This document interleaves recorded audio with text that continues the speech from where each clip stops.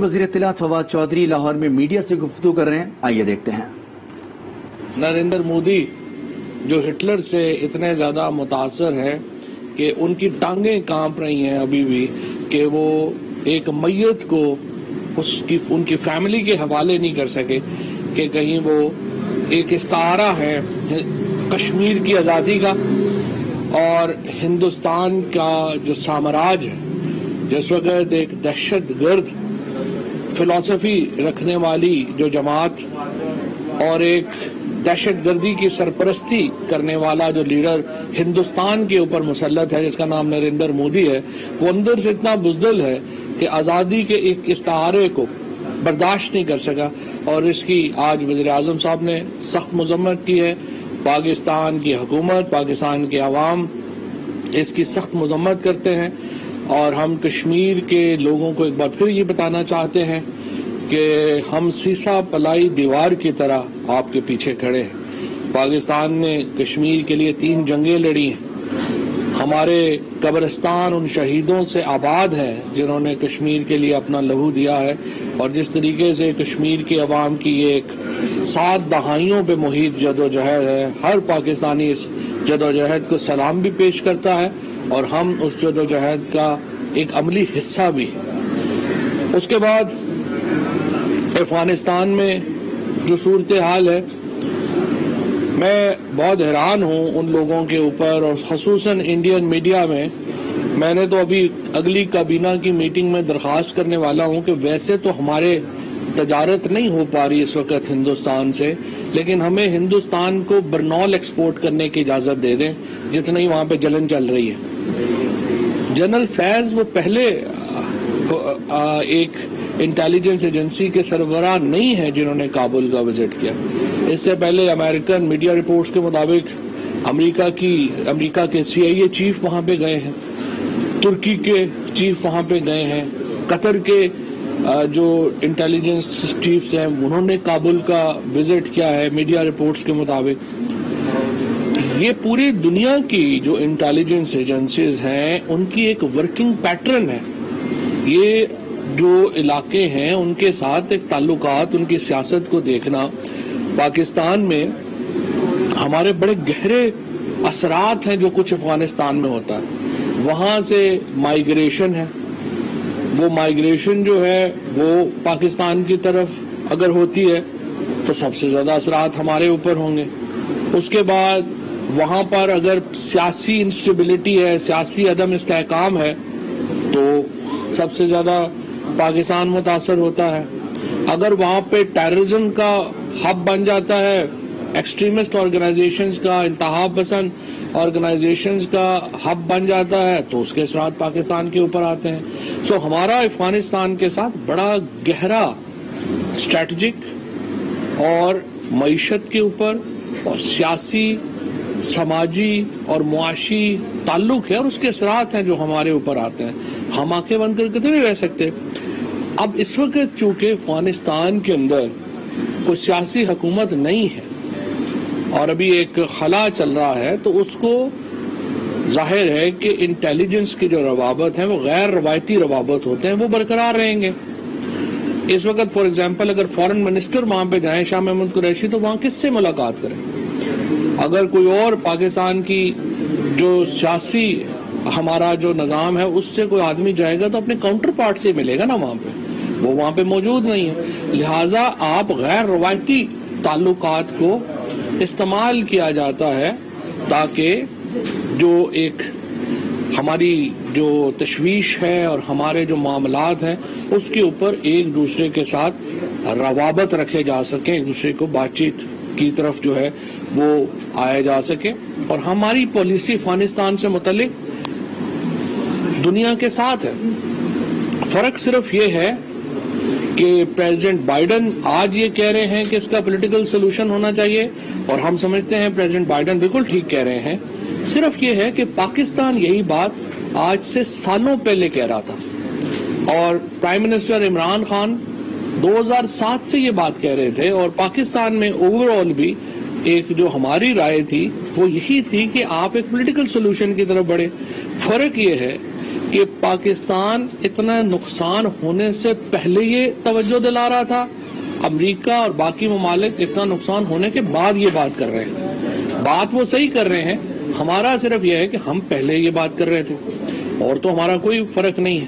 اور ابھی بھی جو پاکستان کی پالیسی یہ ہے کہ ہم ایک عام افغان کو ابنڈن نہیں کر سکتے، ہم انہیں چھوڑ نہیں سکتے. اور ایک عام افغان جو ہے اس کی جو اس وقت زندگی ہے اس کو بھی وہی اہمیت حاصل ہے جو کہ ان لوگوں کو حاصل ہے جو کہ افغانستان سے ابھی باہر ایویکیویٹ ہوئے ہیں. ہم نے تو پوری مدد کی ہے ایویکیویشن میں. آپ نے دیکھا ہے جو غیر ملکی کابل میں پھنس گئے تھے ان کو باہر نکالنے کے لیے جو پی آئی اے نے جس قسم کی کنٹریبیوشن کی، ہمارے سفارت خانے نے جو کوشش کی، پھر میڈیا کے لوگ جو وہاں پہ پھنس گئے تھے ان کے لیے وزارت اطلاعات نے، منسٹری آف انفارمیشن نے، اور جو ہمارا وہاں پہ کابل میں پریس سیکشن ہے، جو the contributions Pakistan have made to evacuations are immense, and we will continue that. Today our borders are open, our air border is open. We want all the people who are stuck there, who in foreigners stuck in the Kabul, we are ready to help them, we are helping them, and we will continue this effort. لیکن اس کے ساتھ ساتھ یہ کہنا کہ جو کابل میں باقی لوگ ہیں ان کی ہم پرواہ نہ کریں یہ مناسب نہیں ہے. سو ہمارے لیے both sections of Afghanis and both sections of the people, one who want to leave Kabul, we are facilitating them, and those who are left behind are also important. And we want to engage with Taliban authorities so that both sections can be taken care of. اگر ہم یہ کہیں کہ جو افغانی پیچھے رہ گئے ہیں ان کو ہم ایبنڈن کر دیں گے، ان کو ہم چھوڑ دیں گے، اس کے نتیجے میں افغانستان میں عدم استحکام پیدا ہوگا، اور یہ دنیا کے انٹرسٹ میں نہیں ہے کہ یہ خلا رہے. اور ہماری کوشش اس لیے ہے، ابھی برطانیہ کے وزیر خارجہ یہاں پہ تشریف لائے تھے، اس سے پہلے جرمنی کے وزیر خارجہ یہاں پہ تشریف لائے، وزیر اعظم پاکستان کی تقریباً 1 درجن سے زیادہ غیر ملکی جو ہمارے لیڈر ہیں، بین الاقوامی لیڈرشپ ہے، اس سے بات چیت ہوئی ہے. وزیر خارجہ شاہ محمود قریشی صاحب کی تقریباً 1.5 درجن سے زیادہ وزرائے خارجہ سے بات چیت ہوئی ہے. اور ہمارا نقطہ نظر یہی ہے کہ آپ افغانستان کو تنہا نہ چھوڑیں، اور افغانستان کی اتھارٹیز کے ساتھ ایک قریبی رابطہ ضروری ہے تاکہ ہم ایک ایسی حکومت کی طرف آگے بڑھیں جس میں افغانستان کے تمام جو لسانی گروپ ہیں، تمام جو ایتھنک گروپس ہیں وہ شامل ہوں تاکہ افغانستان میں استحکام آ سکے. اور مجھے نہیں سمجھ آتا کہ ہندوستان جو ہے وہ پاکستان کی ان کوششوں کے اوپر کیوں تنقید کر رہا ہے. ہندوستان کا افغانستان سے کوئی تعلق نہیں، ان کی تو 1 انچ بارڈر بھی افغانستان سے نہیں ملتا. لیکن آج کل جو ہے جب میں انڈین میڈیا کو اگر مانیٹر کریں تو یوں لگتا ہے کہ افغانستان جو ہے وہ ہندوستان کا سب سے بڑا مسئلہ ہے. آپ اپنا کام کیجئے، آپ کے یو پی کے الیکشن آ رہے ہیں، آپ وہ الیکشن لڑیے. آپ افغانستان کے اوپر توجہ کر کے کیوں بیٹھے ہوئے ہیں؟ نہ افغانستان سے آپ کا کبھی کوئی تعلق تھا، نہ ہے، اور نہ ہی ہوگا. ہماری جو افغانستان کی جو پالیسی ہے وہ بڑی واضح ہے، اور وہ پالیسی یہ ہے کہ افغانستان میں استحکام ہونا چاہیے اور ہندوستان کا افغانستان میں کوئی کردار نہیں ہے. کیونکہ جب بھی ہندوستان کو رول دیا گیا ہے انہوں نے افغانستان کی سرزمین کو پاکستان کے خلاف ٹیررزم کے لیے استعمال کیا ہے. اور یہ ایک ایسا سمجھیے کہ ایکشن ہے جس کو ہمیں بالکل بھی قبول نہیں ہے، اور ہم ہندوستان کو قطعی اجازت نہیں دیں گے کہ وہ افغانستان کی سرزمین کو پاکستان کے خلاف استعمال کر سکے. تھوڑا سا ڈومیسٹک پالیٹکس کے اوپر میں بات کرنا چاہتا ہوں. اپوزیشن کے ہم نے پرائم منسٹر صاحب نے، جو لوگ، اور شامی صاحب بھی اس کے اوپر بڑا زور دیتے رہے ہیں ماضی میں کہ حکومت کو اپوزیشن سے روابط بنانے چاہیے اور بات کرنے چاہیے. ہم نے الیکٹورل ریفارمز کے اوپر اپوزیشن سے بات چیت کی، ہم نے انہیں دعوت دی کہ آئیے بات کریں. ای وی ایم کے اوپر ہم نے ان سے کہا کہ آئیے بات کریے، اپنی کمیٹی میں نام دیجیے. 3 مہینے گزرنے کے بعد ابھی تک اپوزیشن کی طرف سے کوئی نام اسپیکر کو موصول نہیں ہوئے. اس کے بعد ہم نے الیکشن کمیشن میں ممبران کی تقرری کے لیے نام دیے، اس کے اوپر ابھی تک اپوزیشن جو ہے وہ ان کو سمجھ نہیں آ رہی ہے۔